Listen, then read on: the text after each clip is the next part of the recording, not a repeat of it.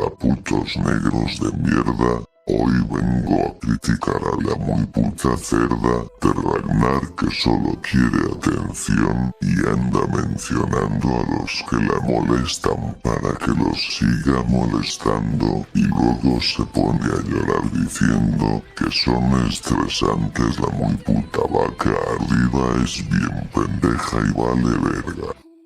Este hijo de puta es negro y ojalá le dé cáncer a este hijo de puta.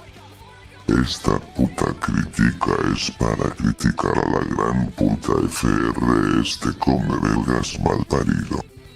Este hijo de la gran puta anda acosando a los putas chicas que andan en el server. Ojalá a su mami le dé gonorrea y sida.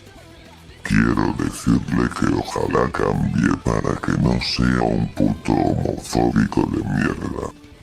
Si YouTube llega a borrar este video, le diré que se vaya a la re gran putísima madre.